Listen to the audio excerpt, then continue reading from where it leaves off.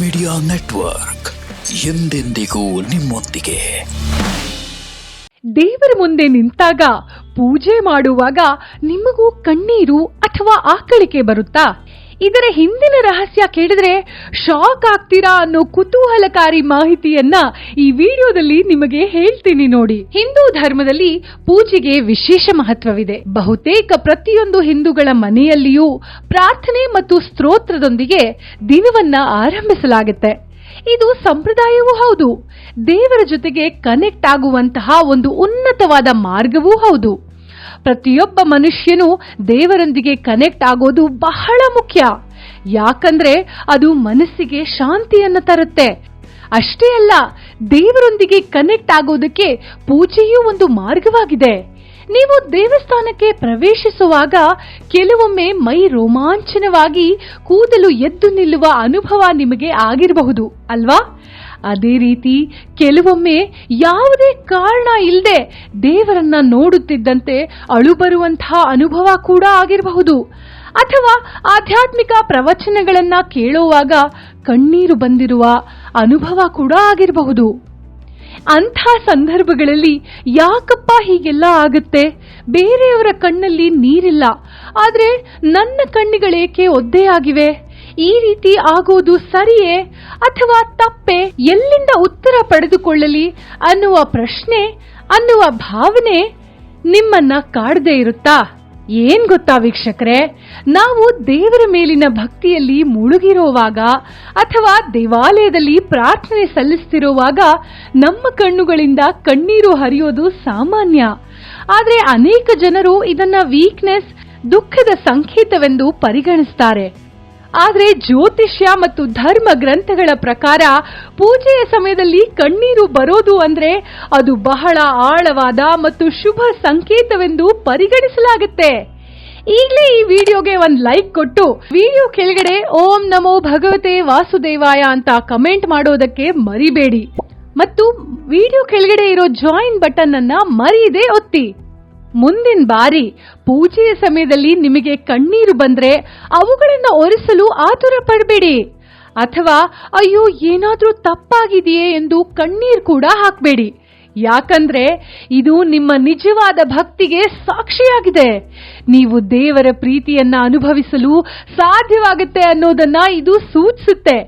ಯಾಕಂದ್ರೆ ಎಲ್ರಿಗೂ ದೇವರನ್ನ ನೋಡಿದ ತಕ್ಷಣ ಕಣ್ಣೀರ್ ಬರೋದಿಲ್ಲ. ಇವಾಗ ನಾವು ಶಾಸ್ತ್ರಗಳ ಪ್ರಕಾರ ಯಾಕೆ ಪೂಜೆ ಮಾಡುವಾಗ ಕಣ್ಣಲ್ಲಿ ನೀರ್ ಬರುತ್ತೆ ಅನ್ನೋದನ್ನ ನೋಡೋಣ. ಮೊದಲನೆಯದಾಗಿ, ಪೂಜೆಯ ಸಮಯದಲ್ಲಿ ಮನಸ್ಸು ಸಂಪೂರ್ಣವಾಗಿ ಕೇಂದ್ರೀಕೃತವಾಗಿರುತ್ತೆ. ಅಂಥ ಸಂದರ್ಭದಲ್ಲಿ ಭಕ್ತನ ಹೃದಯವು ಶುದ್ಧ ಭಾವನೆಗಳಿಂದ ತುಂಬಿರುತ್ತೆ. ಆವಾಗ ಆತ್ಮವು ದೇವರೊಂದಿಗೆ ನೇರ ಸಂಪರ್ಕವನ್ನ ಸಾಧಿಸಲು ಸಾಧ್ಯವಾಗುತ್ತೆ. ಹೀಗಂತ ಶಾಸ್ತ್ರಗಳು ಹೇಳ್ತವೆ. ಆತ್ಮವು ಪರಮಾತ್ಮನೊಂದಿಗೆ ಸಂಪರ್ಕ ಸಾಧಿಸುವ ಸಮಯದಲ್ಲಿ ಕಾರಣಗಳಿಲ್ಲದೆ ಕಣ್ಣುಗಳಿಂದ ಕಣ್ಣೀರು ಹರಿಯುವ ಮೂಲಕ ನಿಮ್ಮ ಪ್ರಾರ್ಥನೆಗಳಿಗೆ ಉತ್ತರ ಸಿಗುತ್ತೆ.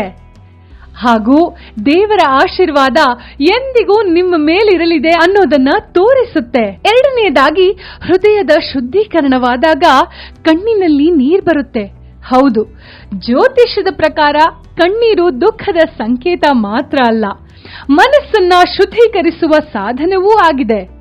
ಪೂಜೆಯ ಸಮಯದಲ್ಲಿ ಅಥವಾ ಸತ್ಸಂಗದ ಸಮಯದಲ್ಲಿ ಹರಿಯುವ ಕಣ್ಣೀರು ನಿಮ್ಮ ಮನಸ್ಸಿನಲ್ಲಿರುವ ಕಲ್ಮಶಗಳು, ನಕಾರಾತ್ಮಕ ಆಲೋಚನೆಗಳು ಮತ್ತು ಹಿಂದಿನ ಪಾಪಗಳು ದೇವರ ಸಾನ್ನಿಧ್ಯದಿಂದಾಗಿ ತೊಳೆದು ಹೋಗುತ್ತಿವೆ ಅನ್ನೋದನ್ನ ಸೂಚಿಸುತ್ತೆ. ಇನ್ನು ನಿಮ್ಮ ಆಂತರಿಕ ಆತ್ಮವನ್ನ ಶುದ್ಧೀಕರಿಸುವ ಒಂದು ಕ್ರಿಯೆಯಾಗಿದೆ. ಅಷ್ಟೇ ಅಲ್ಲ, ನೀವು ದೈವಿಕ ಭಕ್ತಿಯ ಅಲೆಯಲ್ಲಿ ತೇಲಾಡುತ್ತಿದ್ದೀರಿ ಅನ್ನೋದನ್ನ ಸಹ ಇದು ಸೂಚಿಸುತ್ತೆ. ನಮ್ಮ ಹಿಂದೂ ಧರ್ಮದ ಹಲವಾರು ಶಾಸ್ತ್ರಗಳನ್ನ ತೆರೆದು ನೋಡಿದ್ರೆ ಅದರಲ್ಲಿ ಕಣ್ಣೀರನ್ನು ಭಕ್ತಿಯ ಪ್ರಮುಖ ಭಾಗವೆಂದು ಪರಿಗಣಿಸಲಾಗಿದೆ. ಭಕ್ತನು ದೇವರ ಆಶೀರ್ವಾದ ಅಥವಾ ಭಗವಂತನ ಮಹಿಮೆಯನ್ನ ಅನುಭವಿಸಿದಾಗ ಅವರಿಗೆ ಮಾತುಗಳೇ ಬರೋದಿಲ್ಲ. ದೇವರ ಭಕ್ತಿಯಲ್ಲಿ ಮೂಕನಾಗಿ ಬಿಡ್ತಾನೆ. ಇಂಥ ಸಂದರ್ಭದಲ್ಲಿ ದೇಹವು ಕಣ್ಣೀರಿನ ಮೂಲಕ ತನ್ನ ಕೃತಜ್ಞತೆಯನ್ನ ವ್ಯಕ್ತಪಡಿಸುತ್ತೆ. ಇದನ್ನು ಧರ್ಮ ಗ್ರಂಥಗಳಲ್ಲಿ ದೇವರ ಉಪಸ್ಥಿತಿಯನ್ನು ಅನುಭವಿಸಿದವರಿಗೆ ಅಷ್ಟೇ ಅಲ್ಲ, ದೇವರ ಮೇಲೆ ನಿಜವಾದ ನಂಬಿಕೆಯನ್ನು ಹೊಂದಿದವರಿಗೆ ಮಾತ್ರ ಇದು ಸಂಭವಿಸುತ್ತೆ ಎನ್ನುತ್ತೆ ನಮ್ಮ ಶಾಸ್ತ್ರಗಳು. ಇನ್ನು ದುಃಖಗಳ ಅಂತ್ಯ ಮತ್ತು ಸಕಾರಾತ್ಮಕ ಶಕ್ತಿಯು ನಿಮ್ಮ ದೇಹವನ್ನ ಪ್ರವೇಶಿಸಿದಾಗಲೂ ಕಣ್ಣಲ್ಲಿ ನೀರು ಬರುತ್ತೆ. ಹೌದು, ಪ್ರಾರ್ಥನೆಯ ಸಮಯದಲ್ಲಿ ನಿಮ್ಮ ಕಣ್ಣುಗಳು ಕಣ್ಣೀರಿಂದ ತುಂಬಿದ್ರೆ ನಿಮ್ಮ ಜೀವನದಲ್ಲಿನ ತೊಂದರೆಗಳು ಶೀಘ್ರದಲ್ಲೇ ಕೊನೆಗೊಳ್ತವೆ. ನಿಮ್ಮ ಜೀವನದ ದುಃಖಗಳು ಸದ್ಯದಲ್ಲೇ ಬಗೆಹರಿಯಲಿದೆ ಅನ್ನೋದನ್ನ ನೀವು ಅರ್ಥ ಮಾಡ್ಕೋಬೇಕು. ಇದು ನಿಮ್ಮೊಳಗೆ ಸಕಾರಾತ್ಮಕ ಶಕ್ತಿಯು ಹರಿಯುತ್ತಿದೆ ಅನ್ನೋದನ್ನ ಸೂಚಿಸುತ್ತೆ.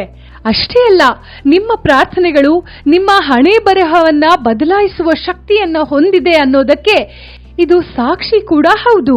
ಹಾಗಾಗಿ ಕಣ್ಣೀರು ಬಂದ್ರೆ ಕೊರಗಬೇಡಿ. ಕಷ್ಟಗಳೆಲ್ಲ ನೀಗಿ ಜೀವನದಲ್ಲಿ ಏಳಿಗೆ ಪಡೆಯುವ ಸೂಚನೆಯನ್ನ ಇದು ನೀಡುತ್ತೆ. ಇನ್ನು ಕೊನೆಯದಾಗಿ ಹೇಳೋದಾದ್ರೆ, ಈ ಕಣ್ಣೀರು ಹಿಂದಿನ ಜೀವನದ ಕೆಲವೊಂದು ಅಪೂರ್ಣ ಕ್ರಿಯೆಗಳು ಈ ಜನ್ಮದಲ್ಲಿ ಪರಿಹಾರ ಕಾಣುವಂತಹ ಸೂಚನೆ ಕೂಡ ಇದಾಗಿದೆ. ಹೌದು, ಕೆಲವೊಮ್ಮೆ ನಾವು ದೇವರ ಕಡೆಗೆ ಅಥವಾ ಮಂತ್ರದ ಕಡೆಗೆ ಬಲವಾದ ಆಕರ್ಷಣೆಯನ್ನ ಅನುಭವಿಸ್ತೇವೆ. ಮತ್ತೆ ಮತ್ತೆ ದೇವರನ್ನ ನೋಡಬೇಕು, ಮತ್ತೆ ಮತ್ತೆ ಮಂತ್ರಗಳನ್ನ ಪಠಿಸಬೇಕು ಎಂದು ಅನಿಸುತ್ತದೆ. ಜೊತೆಗೆ ಇದನ್ನ ಮಾಡುವಾಗ ಕಣ್ಣಿನಲ್ಲಿ ನೀರು ಕೂಡ ಹರಿಯುತ್ತಲೇ ಸಾಗುತ್ತದೆ. ಧರ್ಮ ಗ್ರಂಥಗಳ ಪ್ರಕಾರ ಇದು ನಮ್ಮ ಹಿಂದಿನ ಜನ್ಮಗಳಲ್ಲಿ ನಾವು ಮಾಡಿರುವಂತಹ ಅಪೂರ್ಣ ಆಧ್ಯಾತ್ಮಿಕ ಅಭ್ಯಾಸದ ಪರಿಣಾಮವಾಗಿರಬಹುದು. ಪೂಜೆಯ ಸಮಯದಲ್ಲಿ ಸುರಿಸುವ ಕಣ್ಣೀರು ಶತಮಾನಗಳಿಂದ ನಿಮ್ಮ ಆತ್ಮದೊಂದಿಗೆ ಇರುವ ಆಳವಾದ ಆಧ್ಯಾತ್ಮಿಕ ಸಂಪರ್ಕವನ್ನ ಸೂಚಿಸುತ್ತೆ. ಹಾಗಾಗಿ ನಿಮ್ಮ ಕಣ್ಣಲ್ಲಿ ನೀರು ಬಂದ್ರೆ ಸುಮ್ಮನಾಗಬೇಡಿ. ಬದಲಾಗಿ ನಿಮ್ಮ ಪೂಜೆ ಪ್ರಾರ್ಥನೆ ಮುಂದುವರಿಸಿ. ಭಗವಂತನ ಆಶೀರ್ವಾದ ಸದಾ ನಿಮ್ಮ ಮೇಲಿರುತ್ತೆ. ವೀಕ್ಷಕರೇ, ದೇವರ ಮುಂದೆ ನಿಂತಾಗ ಪೂಜೆ ಮಾಡುವಾಗ ನಿಮಗೂ ಕಣ್ಣೀರು ಅಥವಾ ಆಕಳಿಕೆ ಬರುತ್ತಾ? ಇದರ ಹಿಂದಿನ ರಹಸ್ಯ ಕೇಳಿದ್ರೆ ಶಾಕ್ ಆಗ್ತೀರಾ ಅನ್ನೋ ರಹಸ್ಯ ಮಾಹಿತಿ ತಿಳಿಸಿದ ಈ ವಿಡಿಯೋ ನಿಮಗೆ ಇಷ್ಟ ಆಗಿದೆ ಅಂತ ಭಾವಿಸ್ತೀವಿ. ಇಷ್ಟ ಆಗಿದ್ರೆ ಈಗಲೇ ವಿಡಿಯೋಗೆ ಒಂದು ಲೈಕ್ ಕೊಡಿ. ಅಷ್ಟೇ ಅಲ್ಲ, ನಿಮ್ಮ ಸ್ನೇಹಿತರು ಮತ್ತು ಸಂಬಂಧಿಕರಿಗೆ ಶೇರ್ ಮಾಡೋದಕ್ಕೆ ಮರಿಬೇಡಿ. ಜೀತ್ ಮೀಡಿಯಾ ನೆಟ್ವರ್ಕ್ ಚಾನೆಲ್ಗೆ ಸಬ್ಸ್ಕ್ರೈಬ್ ಆಗಿ, ವಿಡಿಯೋ ಕೆಳಗಡೆ ಇರೋ ರೆಡ್ ಬೆಲ್ ಐಕಾನ್ ಪ್ರೆಸ್ ಮಾಡಿ. ಆಲ್ ನೋಟಿಫಿಕೇಶನ್ ಒತ್ತೋದಕ್ಕೆ ಮರಿಬೇಡಿ. ಜೀತ್ ಮೀಡಿಯಾ ನೆಟ್ವರ್ಕ್ ವಿಡಿಯೋಗಳು ನಿಮಗೆ ಇಷ್ಟ ಆದ್ರೆ ಈ ವಿಡಿಯೋ ಕೆಳಗಡೆ ಇರೋ ಥ್ಯಾಂಕ್ಸ್ ಮತ್ತು ಜಾಯಿನ್ ಬಟನ್ ಪ್ರೆಸ್ ಮಾಡಿ ನಮ್ಮ ಪ್ರಯತ್ನವನ್ನ ಬೆಂಬಲಿಸಿ. ಜೀತ್ ಮೀಡಿಯಾ ನೆಟ್ವರ್ಕ್ ಸಮಸ್ತ ವೀಕ್ಷಕರ ಮೇಲೆ ಮಾತೆ ಮಹಾಲಕ್ಷ್ಮಿ ಆಶೀರ್ವಾದ ಸದಾ ಇರ್ಲಿ ಅಂತ ಹೇಳ್ತಾ ಇವತ್ತಿನ ವಿಡಿಯೋನ ಇಲ್ಲಿಗೆ ಮುಗಿಸ್ತಾ ಇದ್ದೀವಿ. ನಮಸ್ಕಾರ.